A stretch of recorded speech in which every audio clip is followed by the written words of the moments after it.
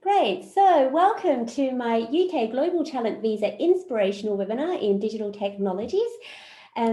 Today, what I'll be talking about is what is the Global Talent Visa. If you don't already know, I'll talk about the stage 1 endorsement application and process very briefly, and the new guidelines that started on the 1st of December 2020. So these only just came about, and we're kind of 6 months in, and I've helped so many clients with the new guidelines now, and I'll go through that very quickly. And then finally, I'll interview Ravneet Kaur from India. She's agreed to come on today to be my special guest and my inspirational webinar. I'll be asking her some questions, and I'll also then open up the floor for you to ask your questions to Ravneet, and please do, because that's what she's here for, to help you with your application and journey as well. And the biggest tip that I can give is, speak to as many people who have been through the process as possible, because everyone's different, and whatever snippets of advice and information they can give you is really, it's gold dust, really. So please do ask any of your questions. So if you don't know me already, my name is Michelle Hewer. I'm Australian Vietnamese. I'm the founder and CEO of Made with Glove. It's a UK wearable tech startup designing heated gloves. And in 2016, I received my Exceptional Talent endorsement and then became the Tech Nation Visa Ambassador. Now, the reason I became an ambassador was because back then, I know it wasn't very long ago, but back then it only just started and not many people knew about the Tech Nation Visa or the Global Talent Visa. So they wanted us to go out and tell our story about how we got our visa and endorsement so that other people could apply as well.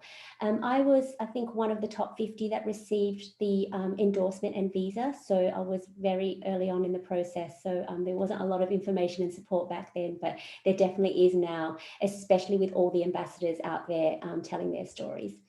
The great thing about the Global Talent Visa is it gives you a route to settlement. So in 2019, because I received the Exceptional Talent endorsement, in 3 years, I was able to apply for indefinite leave to remain, and then went on to get my UK citizenship. So finally, my immigration journey has ended. And the last step is to get a British passport, but obviously because of COVID, everything sort of stopped and slowed down. So that's the last thing I need to do. I've been in the UK for 7 years, based myself in Manchester and Newcastle, really great tech ecosystems up north, and I travelled fairly regularly down to London. But the best thing about those 3 tech ecosystems, which I fully immersed myself in, is that everyone is so friendly. It's a collegial environment and everyone's there to support you. However, what you also have to do is take the initiative to give back to your community in order to get something from it. So I was very active in all 3 tech ecosystems. And you'll know that I met Ravneet in Newcastle, so that's why she's come to join us today. So that's fantastic. You meet so many great people in the tech sector in the UK. Before I quit my job to become a tech entrepreneur, I was an Australian solicitor. I was a commercial property solicitor for about 8 years and decided to quit my job. It's been an amazing journey, and how I started to be a coach for the Global Talent Visa recipients and applicants is I wrote one blog when I received my endorsement, and that went viral. And then a lot of people did come and contact me about it. So for a few years when I was the ambassador, I spoke to a lot of people, and then this is what I do in my full-time job. So over the years, probably about 5 years now, I've helped over 250 tech entrepreneurs, senior execs and tech employees.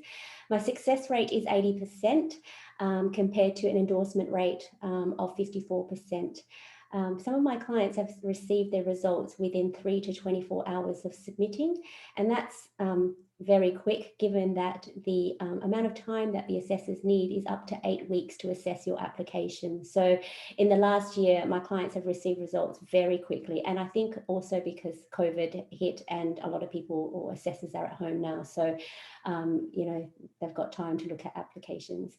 Some of my clients have included people who work for WhatsApp, Sony, LinkedIn. I help people who work for startups, CTOs, CEOs, UX designers, graduates, digital marketers, product managers and marketers, and biz devs. So I've seen a lot of people go through Everyone is different, and this is why I love what I do. Each application is different, so that's why I've got such a big sort of depth and breadth of experience in lots of different areas. And yeah, really do love it. So just a quick disclaimer, I only help with stage 1 endorsements. I'm not affiliated with the Home Office or Tech Nation, other than a Tech Nation visa alumni. So that's a group that you can join once you receive your endorsement and visa. Just wanted to quickly show you what I've been doing in the last sort of 5 years, especially where the guidelines talk about, you know, showing leadership and proof of recognition for work outside of your immediate occupation that advances the digital tech sector. And as I said, you know, you've got to put yourself forward and be immersed and, you know, be proactive in the tech ecosystem, so that whatever you give to the community, you gain back as well. So I've been featured in TechCrunch, Business Leader. I was a judge at an IoT virtual hackathon. I've been quoted in books and interviewed by Sunday Times, and I host panels and speak at events. But what I find really rewarding, especially pre-COVID, was, you know, going to events and tech events and meeting people who have read my blogs and watched my videos, and they come and say hi to me. And, you know, the fact that I've helped them through their journey through, you know, my blogs. Here I've got Riza here. I met him in Newcastle as well, and yeah, he came up to me and said thank you for writing the blogs, because that really helped him in his journey to being a successful recipient himself. So I've written a blog about Riza. He was based in Manchester at the time, so please do have a look at my website and read that. This is why I do what I do. It's very rewarding, and I do hope that you know, everyone I help to receive the Global Talent Visa endorsement. So this is the blog that I wrote, that's on my website as well, and you can see this is how it all started. So it's I've changed it a little bit, but it's still pretty much the same blog I wrote a good 5 years ago. So these are some of my successful recipients that I've helped. These are the ones that are on my blog as well. Not everyone I help have agreed to be on my blog because they're very shy, which is absolutely fine. But here are some from, you know, different countries, such as Jennifer's from US. Jennifer actually works for LinkedIn with Katie. I've interviewed both of them, and they're from US. Mahmoud is from Egypt. He's only just arrived in London. He's in quarantine. So I'll catch up with him shortly. Tatiana from Ukraine, Daniel from Mexico, Jadazola from Nigeria, who also just came to London a few months ago, Diego from Mexico, Mofaluke from Nigeria, Donatus from Brazil. He's one of the very first people I helped, and he got it sort of like a year probably after I did. And then Christo from South Africa. So he's making his way over to London as well. So just quickly, what is the Global Talent Visa? So when I applied in 2016, it was called the Exceptional Talent Visa, and more recently it was changed to the Global Talent Visa. It's pretty much the same thing, except they just changed the name. It's a special visa that was introduced to allow highly skilled tech entrepreneurs and talent the ability to apply for the right to live and work in the UK for up to 5 years. It's a two-stage process. The first stage is you have to be endorsed by Tech Nation by meeting the strict criteria set by Tech Nation before you can apply for the visa. Okay, so the visa is the second step. It's more than a job application, so you'll see when I quickly go through the guidelines and criteria. It does look like a job application, but it is more than a job application. And if you search hashtag Tech Nation Visa, you'll find out a lot of information about the Global Talent Visa in digital technologies. The reason is because the Global Talent Visa is an umbrella visa, and there are different endorsing bodies for different sectors. So Tech Nation obviously is the endorsing body for the digital tech sector, but then there's the arts, fashion, architecture, science, engineering, research, and they have different endorsing bodies for those sectors. So that's why they've got a hashtag Tech Nation Visa to separate it from the others. And the benefits of the Global Talent Visa is that you get the freedom and flexibility to live and work in the UK for up to 5 years. You can apply for indefinite leave to remain and British citizenship. You can bring your dependents with you, so children under the age of 18 and your spouse or partner. You can register a UK limited company, which has been really important for students because under their student visas, they can't register a limited company. So this visa gives them that flexibility. You can also work for a company without the need for a company sponsorship, because this global talent visa is attached to you. So you can work anywhere you want to in the tech sector, and you don't have to rely on anyone giving you a visa. When I got my visa, I was a founder of my own company, but over the 5 years, I wanted the flexibility to work for someone else, and I wanted a break from my startup. So I took a break, and I took 2 jobs, 2 different jobs, one in Newcastle, or actually both in Newcastle, and then went back to my startup. So, and that was really easy because they didn't need to sponsor me, and I could just move around wherever I want to, so long as you're still working in the tech sector. This is also cost effective in terms of the fees for stage 1.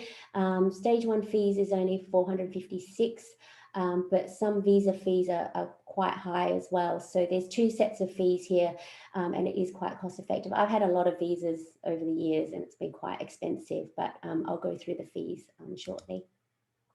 Now, I talked about some of those benefits which TechNation have advised about this global talent visa. However, these are the real benefits that I've seen speaking with lots of other recipients, but also, from my own experience. Getting this visa provides you with credibility because TechNation have given you the sort of like, the kudos that you are an exceptional talent or an exceptional promise or a leader or an emerging leader in the tech sector.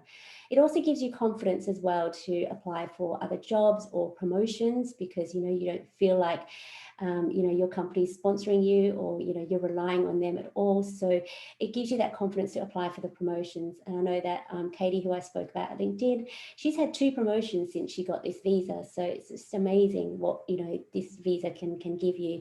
You can also negotiate as well, or have the confidence to negotiate your salary because this is your visa, and you can ask for higher salaries because you don't have to rely on them to give you this a visa because you've got your own visa. And if they don't give you a higher salary, you're free to go. You don't have to, find another company to sponsor you. It also gives you great opportunities as well. Even if you want to leave your job, recruiters also can talk to you or take you more seriously only because you have a visa yourself. They don't have to worry about finding companies that need to sponsor you. You're also a role model as well. You may not think this, but I've seen a lot of my clients who end up becoming role models for people in their own countries because, they see that if you can do it, they can too. So this is accidental, but it is very rewarding. I do like to think that, anyone from Vietnam or Australia who want this visa, I can definitely help them. I understand what it's like to be in those countries and then help them as much as I can. And it also gives you security as well. So you know that this visa gives you that security of getting the indefinite leave to remain and potentially British citizenship if you want it, but it gives you that sense of permanency so you can go about your own lives and make plans and everything, so you feel a bit more secure. And that's definitely how I felt, especially if you have your own startup. Investors may not want to invest in you because your immigration status is not secure. So I do help a lot of startups, and that's one thing that they say to me is, I'm applying for investment, but I don't have a visa that allows me to stay here for good. So this is one of the bigger reasons as well. It provides you with that security, that level of security. So you can be confident to negotiate and to seek investment or higher pay. So these are just some of the stats, some of the people from different countries. You see there's lots from India, USA, Nigeria, Canada, and Russia. There's a 54% endorsement rate, so 1 in 2 applicants get through. That's not great, but that's because, the criteria is set at a high standard, so you need to ensure that you meet that high standard. It's a merit-based visa as opposed to, if a job-based or points-based. So you have to prove that you meet the criteria and you deserve to be in the UK in order to get the endorsement and the visa. Over the years, there's been about 1,800 successful recipients. The reason why this number, I feel this number is very low, in the last, since I think it started in 2014, even though I received mine in 2016, is because back then there was a cap of 200 per year. So every April and every October, they had 100 open up, so that not only if you were going to apply for the visa, you had to fulfill the criteria, but you also had to be within this 100 cap that they had. So that's quite a stress, but only recently that they lifted this cap, and now there's an unlimited amount of endorsements. So, anyone who can apply who fulfills the criteria can potentially be endorsed. So there's no more cap. So you can apply for talent or promise. So there's a 68-32 difference there. So more people applying for talent than promise. And there's a 75-25 difference in male and females. I mean, there are less women in tech, 19% in fact. So that's why there's a smaller amount. However, I'm trying to sort of be an advocate for women in tech and show that, it doesn't matter, you can still apply if you fulfill the criteria and if you have a business or technical skills. So it's not just for people with technical skills. And then once you get the visa and endorsement and visa, you can join the Tech Nation Visa Alumni. It's a group, it's virtual now, obviously, because of COVID, but they do lots of events.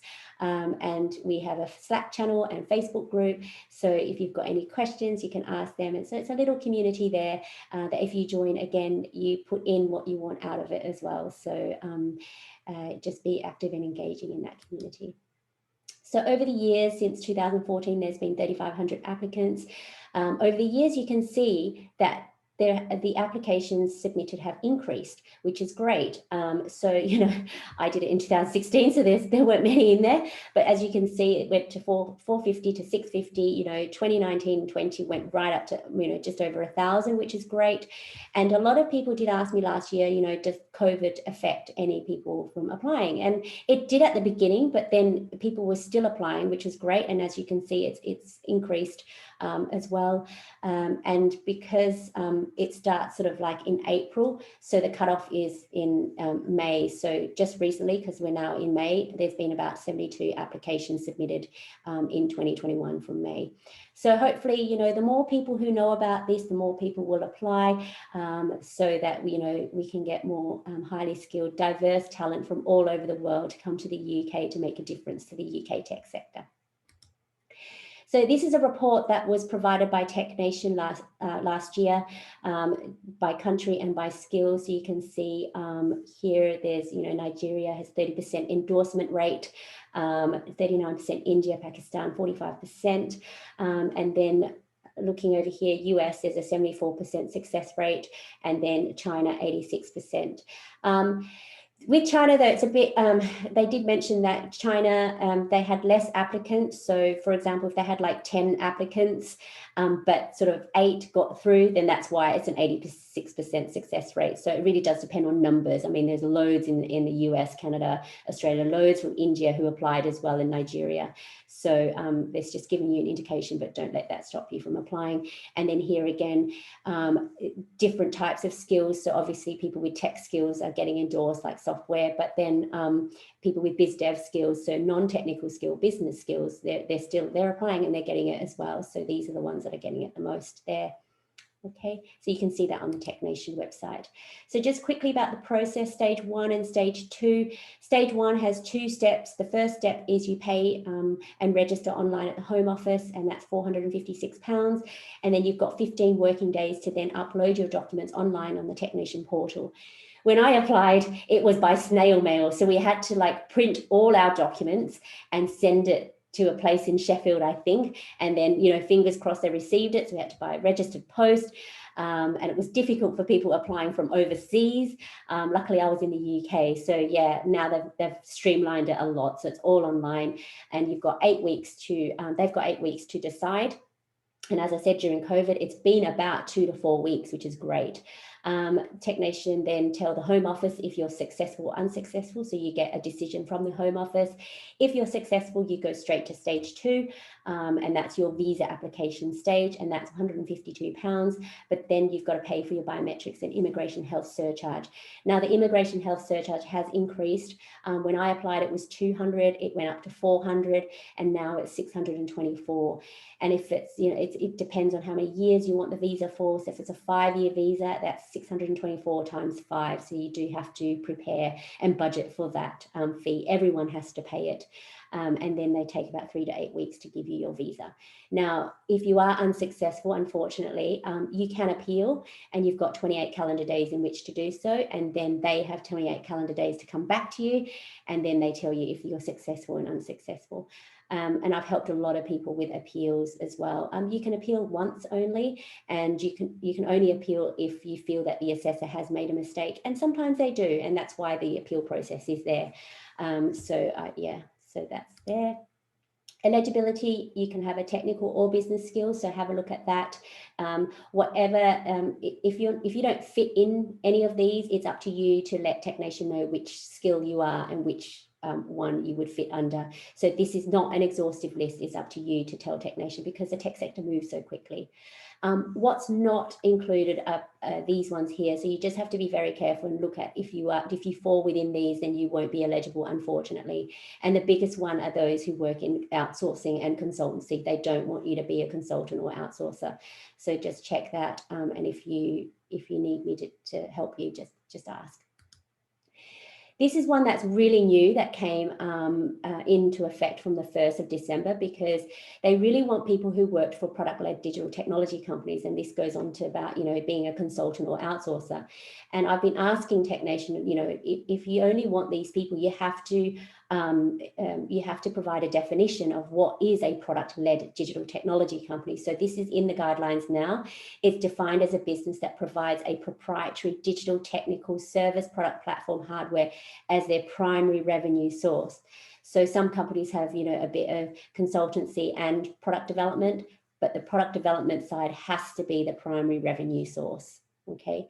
And then here again, it says it excludes general consultancies, outsourcing, technology-related consultancy groups, focus on process, service delivery, or solution systems architecture. So again, these outsourcers, they develop products for their customers so that their customers can then sell.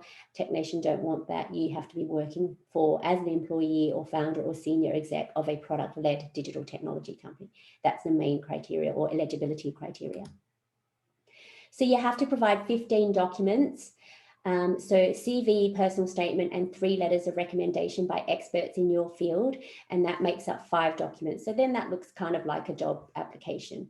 But then when it goes one step further is you need to provide 10 documents, which consists of mandatory and optional criteria, and that's what's changed since 1st of December, and they have to be 3 pages each. 15 documents, roughly 3 pages each, is about 45 pages. So it's like a PhD of your career. And this is what a lot of my clients have said. So it is a lot of work. So the categories in which you can apply is exceptional talent or promise. Now they've defined this, that if you have more than 5 years experience, you should go under talent. And if you have less than 5 years experience, you should go under promise.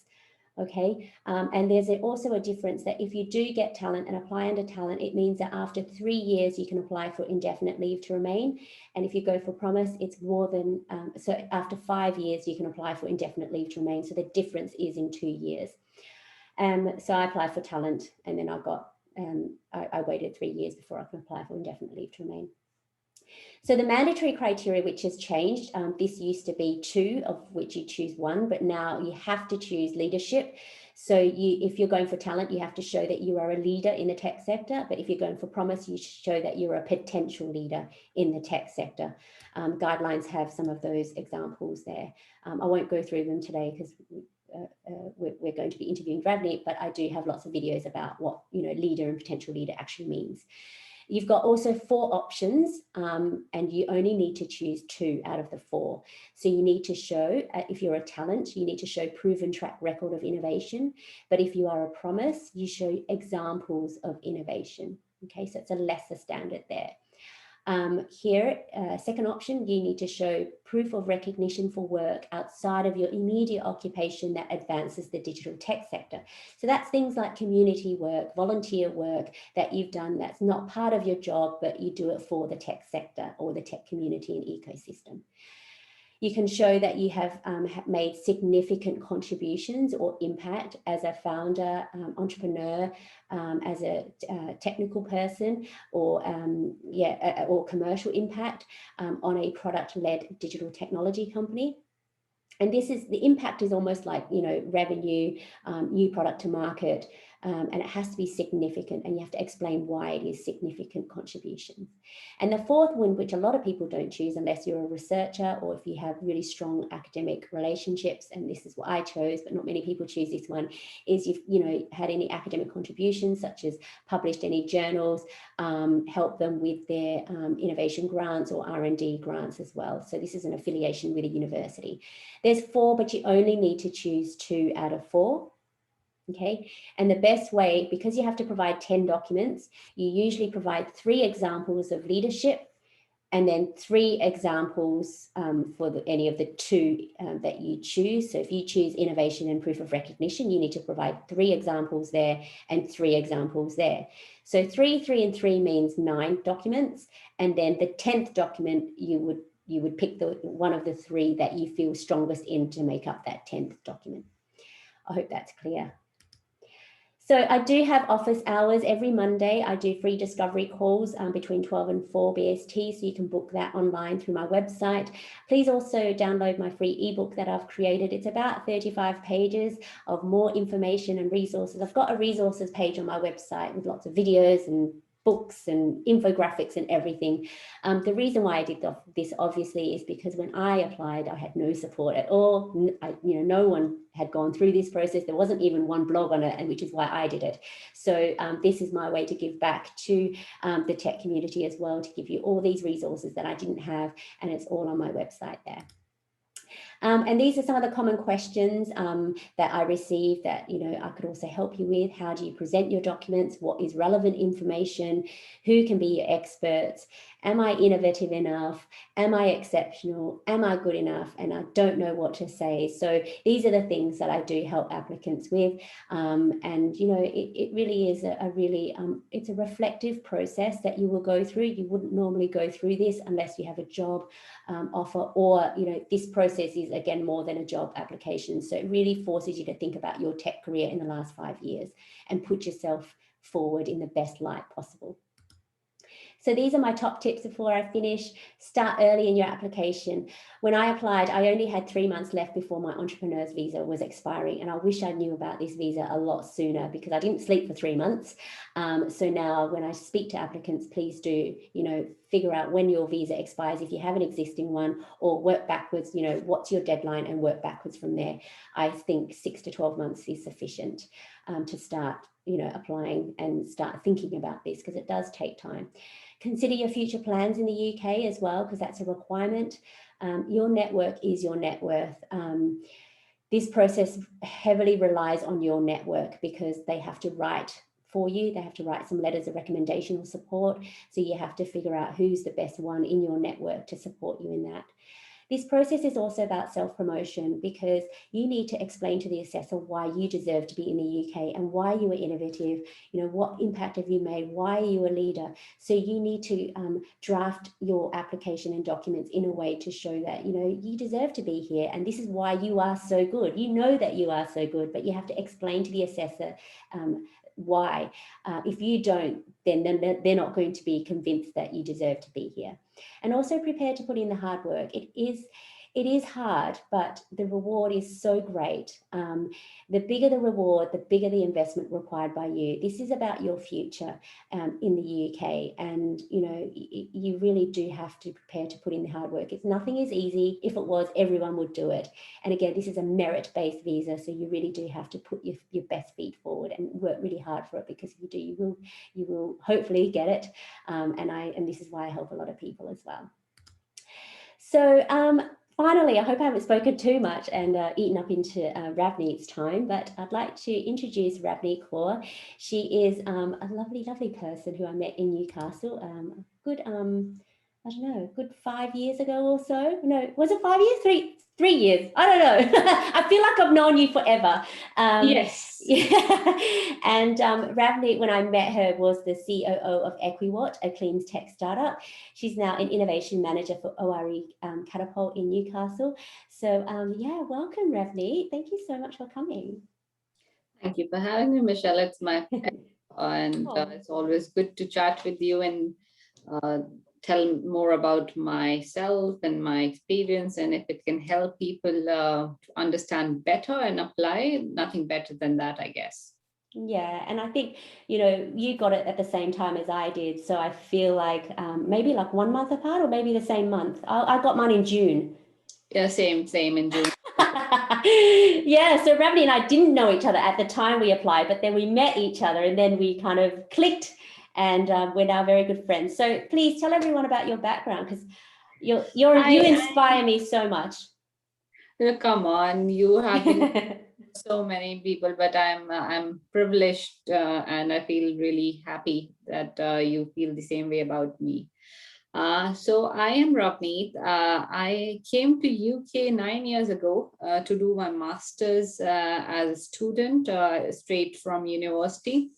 Then was exploring different options back then and trying to find job, and was really looking forward to embrace the ecosystem and really utilize my time here after I graduated. And back in then, I think in 2012 was the year when all the immigration rules in UK were strictened. And I think it was Theresa May's government where it was decided to bring down the immigration. The whole student visas and a post-study work visa were abolished. So the year I came wasn't the most suitable one for any immigrant to study and have a career in the UK. Having said that, I think I was always determined to explore the opportunities I had at hand, and I did try a couple of different things. And giving a bit of a background of my me landing to UK, before I landed in UK, I had already run a startup, exited a company back in India. And I was already, I had completed a master's as well. So this was my second master. So I had work experience. I had already studied. So coming to UK was just an extension of understanding more about a particular field which I was interested in, that was international marketing, and trying to explore more in those domains. And I really wanted to enter energy sector as well. So that was the cusp I was trying to enter. And that's the reason I chose to do a second master's post my work experience and exiting my previous company. Fast forward after completing my first degree, as I told you, it was a bit tricky, but then I got an opportunity to work with some of the scientists in Newcastle University, and we started exploring a business idea and eventually realized that it had a lot of substance and really wanted to spin out. And really it started garnering a lot of attention from the region, and we won a couple of national business idea competitions. And that's when we knew that there's something more than just a business idea. And me with my team of co-founders and others who were helping me, then we established a company, and we went ahead and really pursued that business idea. And I think it was in 2015, we eventually, I think, for those 2 years, I was fortunate enough to get graduate entrepreneur visa, which was supported by Newcastle University, and I was establishing the business. But I reached to a point where I was always hitting a roadblock. Whenever I was going into an investor meeting, that, okay, what's business is great, we want to invest it, but okay, you don't have a visa. So what if you don't have a visa and the company collapses because both the co-founders were Indian, and obviously were on an immigration path. And there was a lot of uncertainty in the air at that point in time, that what were our options. Even if we make it big and we get the funding, it doesn't really make sense if we are back in India and trying to run a company. The investors definitely weren't convinced with that idea. And we were running out of fuel. I still had another, I think, 2 years. I had another visa until 2016, but in 2015, I just realized that if I needed more stability and certainty and credibility, I needed something for a longer period of time, which could give me the benefit of working on my business rather than keep on focusing on the immigration status. And that's when I came across the Exceptional Talent Visa. It had just launched in December 2015. And I did start doing a lot of research and understanding what are my options, and talked to a couple of lawyers, and nobody had no clue whatsoever, because it was a new visa. It had different requirements. The endorsing body was different, and this kind of visa hadn't been in the UK for the longest. So none of the lawyers were equipped enough that what was the endorsing body was needing. I remember those days of working really hard and trying to build my case as if I was putting an application into Harvard, because it was none less an application into Harvard, because you were trying to talk about your life experiences and what you have done over the last decade, and how will you prove yourself to be a leader in a domain, even though you were doing a lot of things at that point in time. But it did not matter much that what you were doing in that point in time. It was all about the last 5 to 6 years as a professional, and I was still relatively early in my career. So I was still I had like 5 years of experience, but that wasn't something which I could claim to be a leader in. And I was entering into energy. I had experience in other domains, marketing. I had experience in exhibitions company, which I exited, but they were not related to tech whatsoever. They were not related to energy whatsoever. So building up a case back then did mean go around and really ask my sponsors and my mentors that how can I build up a case for myself. I was sure that I definitely am able to go with it, but wasn't really sure if I'll get through, because it was a little vague. And here I am 5 years down, doing a lot of different things. I've moved on from my startup, currently working for a research technology organization, which is partly funded by UK government, still working in energy, and still doing a lot of different things, because I could retain my board membership in my previous company because of this visa. And I could work a lot of pro bono things and keep two things going simultaneously, because I wasn't stuck with one kind of category, which then means that I can't do other things. And I've been fortunate enough now that what I had then stated that I'll be a promising leader, I think I've achieved to be a leader in my energy domain. In last 5 years, I've won multiple awards, been recognized by the industry as an energy leader. Earlier this year, I was nominated as another future leader by the World Energy Council, which is an international organization with more than 120 years of standing. And I was one of the 2 people who were selected from all over the world in the UK. So there are only 100 people from all over the world who have been recognized as leaders in energy. So things have moved on. Things definitely, and I definitely feel that I wouldn't have been able to achieve so many things in my career if I wouldn't have gone down the path of achieving the exceptional talent visa, because that kind of lifted a huge weight off me, and I could do a lot of different things. So I think, yeah, that's kind of a bit of a bit of a snapshot of how and when and what things happened. That's amazing. I get goosebumps every time I hear all your achievements and awards, Ravneet. You never cease to amaze me, and you don't just stop. You keep going, which is amazing. And I think it's very inspirational. And, we both have been through this process, and it actually gives us the platform. I think this process gave us the confidence to achieve more, to do more, and to be better entrepreneurs, better employees, just to be better within ourselves. I think that's what came out of this whole process. You have to keep practicing and flexing your muscle of self-promotion and going for awards and winning these awards in order to make an impact to the tech sector. And this process, I think, allowed me to do that anyway. And you've just flown. You've done so much in the last 5 years. So let's go back to when you did apply and you said there was no support. What were your hesitations, if you had any, and then how did you overcome them? I know that you talked about your networks, but this is kind of like a mindset thing as well. You see the criteria. It is quite scary to look at, but how do you push through that? Am I exceptionally talented? Am I innovative? Am I good enough? How do you go through that and push past it? I think I did take a rigorous look at what was the criteria and trying to benchmark it against what I had achieved and what I was doing. So I generally have a habit of creating a list of things which I've achieved and then trying to start from a blank slate.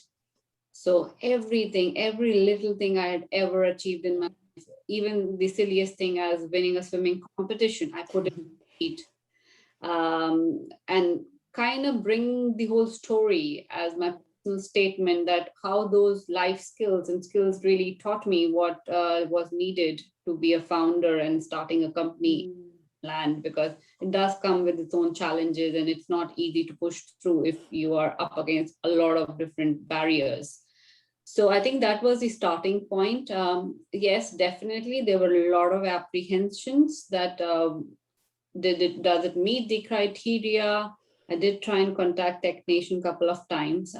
We were fortunate back in the days by an entrepreneur manager who was managing the Northeast region, Doug Jones. I'm thankful for him to be there to explain me what was the criteria, and really we just spent like 45 minutes sit down, he explaining me the process.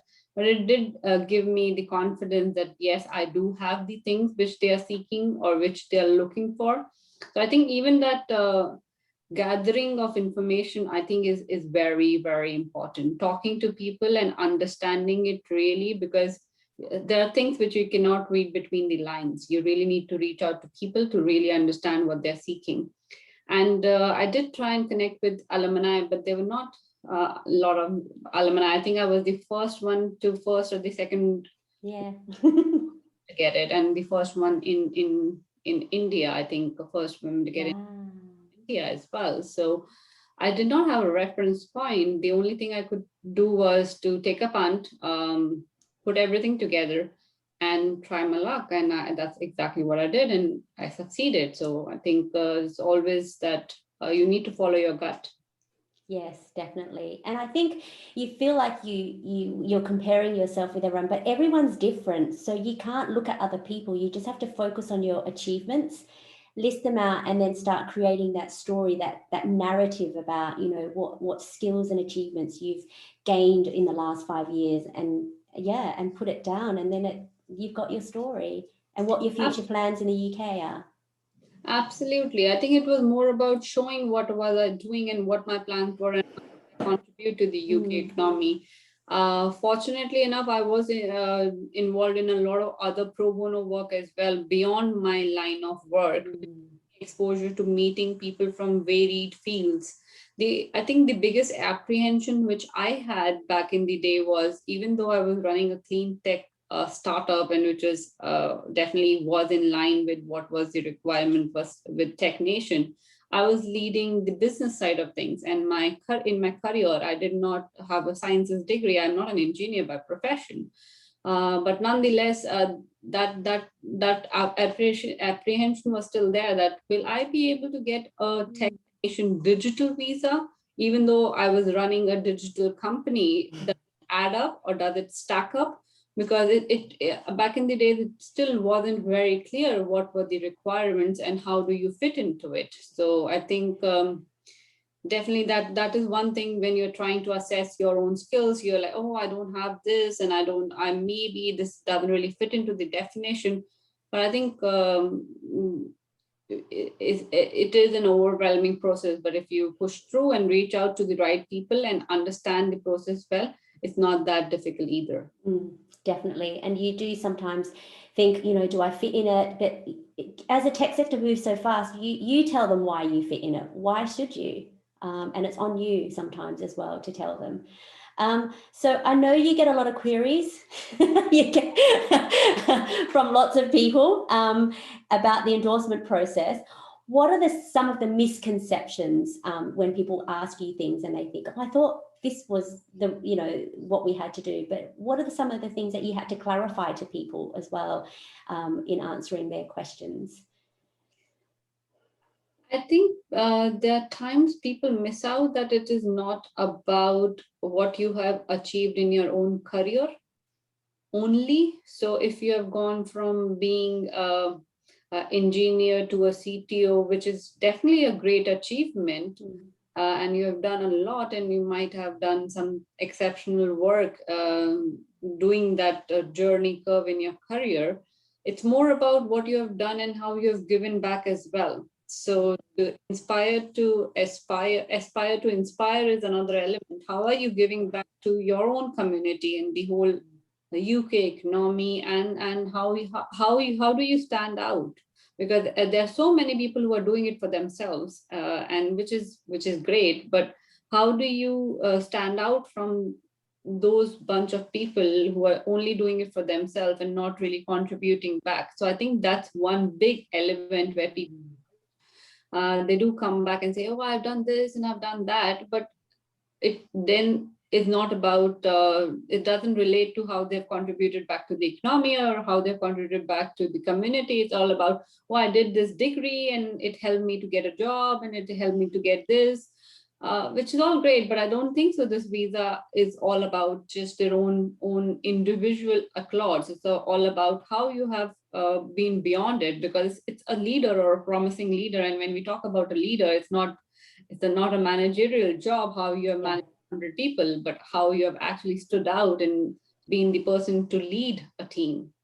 Yes, definitely. That's a big misconception, actually, because as I said, it's more than a job application. You know, what you do get paid in your job to do the things that you do.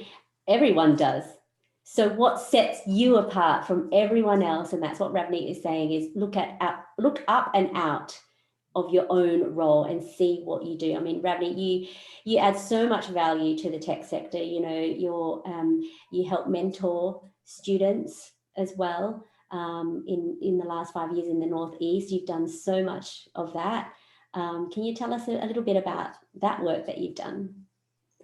Yeah, I think it all came from the place where I had nobody to look up to, and I struggled really hard. There were really hard times where I was really not having people around me, or I wasn't having a community who could back me up. So as soon as I could be in that position in any little way or form, I really wanted to give back. And I did not want to wait until I turn X years and by 50, I'll start doing it and stuff like that. Let me focus on my own career.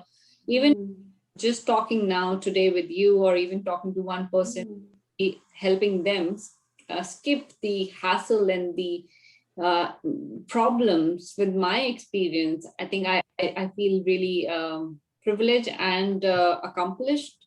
So I work as an enterprise advisor with the local council, and also volunteer for Founders for School, where I spend a lot of time talking to year 16, year 7, year 8 students who are studying STEM subjects, or really promoting them to study STEM, doing career counseling, really helping them to understand what opportunities they have beyond the regular job opportunities which we have currently, because things are evolving so quickly. Who would have years ago YouTube content creator would be a full-time job? The next generation will have so many different opportunities. It's better to start telling them there is support around, there are other opportunities, and really help them explore that. So I think that's really close to my heart. I really enjoy doing that. That gives me the kick of doing the regular work I do, I guess. It's good. Yeah, it makes your work even more meaningful, because you know that you're giving back to others as well. So that's really inspiring, especially since, you know, you're from India, you came to the UK, you didn't know anyone, you didn't know anything, and now you're giving back to the UK tech sector. That's amazing. And I think I do the same, and I find it so rewarding, because, you know, we've been there, we know what it's like, so we want to help as many people as possible. So what is your advice now that you've gone through this process, you know, 5 years ago, and, you know, being in the UK in the last 5 years?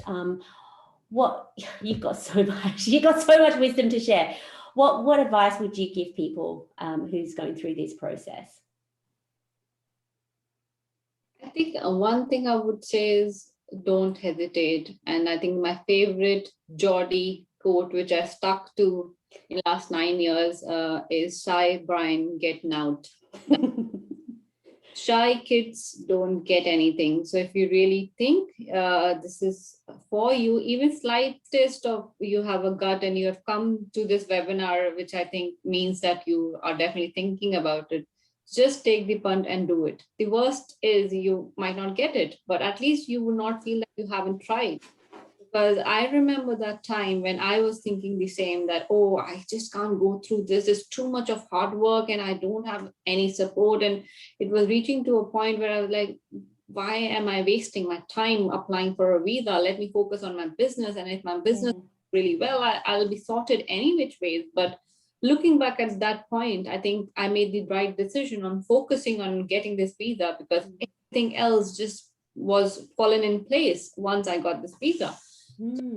Overestimating the valuation of this visa, but I think just having the freedom to do whatever you really want to do, it's definitely worth it. So anything which gives you the freedom and the leeway to operate in a more free style, I think it's definitely worth giving a go. Oh, that's very inspiring. So just do it, Ravneet says. Just do it. And yeah, definitely just do it. And what are your next steps now? Because you're 5 years. You were exceptional promise candidate. So what are your next steps and plans? After a lot of contemplation of really looking to stay here, or because I'm a bit of a wanderer, I should mention I've been here for 9 years, and time when I was thinking, oh, should I just fly the nest or go back to my roots? So, but I'm coming up to applying for my indefinite leave to remain in 2 months. That'll give me freedom to be in the country and still keep on working here if I still want to. But I think in a year's time, I can apply for citizenship as well. So that will solidify my base in UK. It's a home now. So it's just, it's an exciting next phase of my life and career as well, I guess. Yes, and you also recently purchased a home, your first home, and that's very exciting, and this visa allowed you to do that. It allowed you that security to make that grown-up choice to be a homeowner in the UK. So yeah. Absolutely. I think I wouldn't have thought and considered doing that in my 20s if I did not have that security. I waited until my 30s to, I think, probably take that leap of faith and solidify my base and have a home. But I just could do that only because I knew that I'm going to come back. This is going to be my home. I'm going to be retiring here for sure. I don't know what my life, but this is where I'm going to be retiring for sure. Oh, that's so nice. Thank you so much. That was a really good interview. You've given us so many pearls of wisdom, and your stories very inspiring. We always talk about this, but even though we talk about this a lot, you inspire me every time we talk about it. Which is why, obviously we're friends. You're very kind and generous. I think the amount of work you have done to bring so many talented people to the UK and how much you have contributed to the UK economy is immense, because all those people who have come and are able to work here and grow their careers and a life here, it's like a rippling effect, right? They're going to be creating so many better opportunities for many different people. So I think out of those 1,300, if I'm not wrong, at least 100 or 150 would have come through you. So and they're all doing great stuff as well. I met a lot of different people who you have worked with as well. So it's amazing what you're doing as well, Michelle. I know it's not an easy job. I know it takes a lot out of you, because even replying to, because I think it's in my LinkedIn that I'm a digital immigrant, I get inundated with LinkedIn messages. Those messages take a lot out of me. So I don't even know how you manage to go through the process, because doing it once is one thing, but helping us to go through the same journey. I know, call me crazy, but it just doing it with other people actually motivates me, inspires me every day, because, you know, if I help them, then hopefully they can pay it forward and help people from their own countries as well. This is my ripple effect, as you say, and really happy that we got this, and this is now my new career as well, which I love. So yeah, thank you so much. Thank you for those nice words. So we've got some questions here. There's nothing in the chat, but it's in the Q&A. What's the endorsing body for STEM or energy sector? I think that too, depending on your own background, energy tech can, if it is related to digital in any way or form, it will come under technician. But if you're in sciences and doing a research or a PhD and doing some kind of a more research-oriented job profile, I think it's been funded by Royal Engineering. So, yeah, engineering. There's a UKRI as well. So research. There's Royal Academy for Engineering, and then there's the Royal Society or something. Yeah, there's lots of different ones. So yeah, technician is the main one. So if one gets the visa, are there UK residency constraints when one has to move? How long can you be outside of the UK for? Are there exceptions for research or study abroad? This is an immigration question, so you will have to seek advice from an immigration lawyer. We're not, you know, dealing with stage 2 questions or immigration questions. But I do remember when I applied for my indefinite leave to remain, I had to let them know how many days I was outside of the country for. So I think, is it 180 days per year? Yes, it is. I think rules do change, and there's a lot of flex. So do refer to the most recent guidelines. I'm applying in 2 months, and I know things have changed in January. So I was reading guidelines now.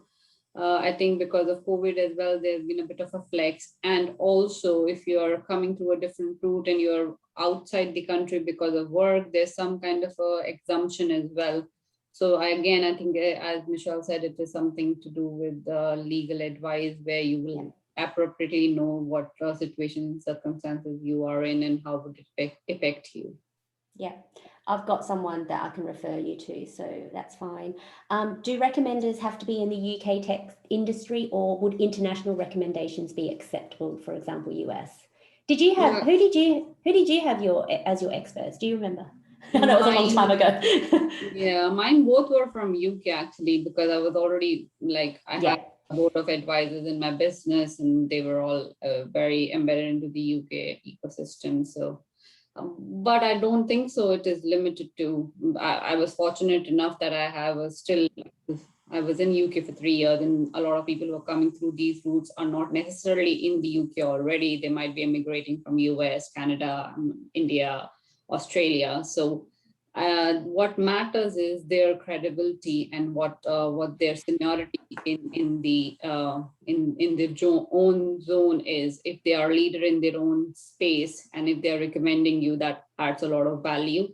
And how they know you and how much they can vouch for you. One tip I would say is, do write your own recommendation letters and then go back. And if you have really close relationship, I think then probably they'll be happy for to sign it, rather than you just leaving it on them writing a recommendation letter for you. So obviously you need to have that close relationship, but yeah, I think that is very important. And I think one of the very key criteria of getting through this visa. Yeah. So yes, as Ravneet said, not everyone who applies is already in the UK. I mean, they want people outside of the UK to apply, and some people aren't even in the UK. So yes, I've helped a lot of people with experts from their own countries, experts from the UK that they've had connections to, or from other countries. So it doesn't have to be from the UK tech sector. It's just any expert that fulfills the expert criteria. Would HP be eligible as a product-led digital technology company? You have to make that case. You have to explain why it is a product-led digital technology company, so long as it's creating products as their main revenue source, and that you work in the product-led bit. Okay, so it's up to you to convince the assessor that yes, you work for a product-led digital technology company and explain that. Yeah, and I think IoT is fine as well, Michelle, but it depends on what kind of IoT device you're creating or what the service offering is, what's the product offering as well, and how you're differentiating in the market and what's the traction. So more than I know digital encompasses a lot of different things, and Michelle and I have debated that ourselves. What do you mean by digital marketing? Or it's a spectrum. But I think product-led digital technology definitely come under it. It depends on how you position. Yeah, absolutely. So this person is an e-commerce entrepreneur. It's been featured, but that startup shut down. That's okay, because startups do die. We do know that 90% of startups die. It doesn't matter. See, this is another thing that a lot of people focus on, is they focus on the company and in general, as opposed to focus on what they did in that company. Because as I said, this is a merit-based visa, so you have to explain what you did and what achievements you made to, bring that company forward. Or if it shuts down, depending on the reason why it shut down, you wouldn't focus on that too much. You would focus on what did you do in that company to bring it, products to market or whatever. So you can include that. You can still apply depending on what your examples are. You're also thinking about a startup in the gambling space in the UK. Is it a good idea to mention that? Well, that would be your future plan.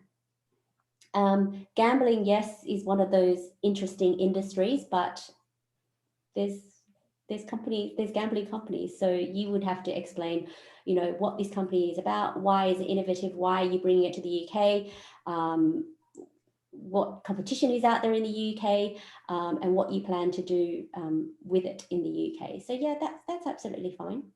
Any notes, comments, Ravneet, about that? Yeah, I think any startup you have done, failed or not, I think shows a lot of leadership qualities, because it means you've done it, you've been there, you know how it is to be. Huge tick box. I wouldn't say that it's I think you definitely would stand out, because you know what you have done, and if you can reflect it by adding to what it achieved and how it all went and how did you raise investment, I think it all adds up. In regards to the gambling space, I think it's just your future plans, right? What you've done, what traction you've done, do you have a business plan? Are you really working on it, and are you already embedded into the UK ecosystem as well? Have you made connections? I think writing that all up is all about your future projections of what you're going to be doing. So I think that will again be a critical aspect of your application, how you position it and talk about it as well, rather than just on a surface level. Yeah, definitely. And what in gambling space, yes, and then has it got any tech relevance as well? So this is one thing, is you need to bring out all the bits that you've worked in the tech industry, tech space. It has to be tech relevant, because this is a global talent visa in digital technologies. So yeah, I hope that has helped. Thank you for your questions. They were really good questions, actually, and thank you, Ravneet, for helping me answer them. I know you've been doing, like, you got this in 2016. You've remembered a lot, actually, compared to a lot of people who I speak to. Sometimes it's a blur. Remember, I don't remember much about my process, but I do remember I didn't sleep much. But it's only because I help a lot of people now that I can do this in my sleep, actually. But yeah, it's great that you remember, and you've given us some really good tips and advice as well. It was my pleasure. Thanks for having me. Thank you. All right, guys, I think that's it for today. Sorry, I'm 5 minutes over. I hope that's okay. But please do sign up to my discovery calls if you want to talk further. And as I said, I'll put this up on YouTube by tomorrow, and I'll also send you a newsletter. So please do check your spam or your promotions tab in your emails, because a lot of my newsletters do go into that. But otherwise, thank you so much for your feedback. Also, I love feedback. It makes me sort of know that I'm actually doing, a good deed, and that I'm answering your questions. So please do send me any feedback that you have as well. But thank you so much for coming today, and enjoy the rest of your day. Thank you. Bye.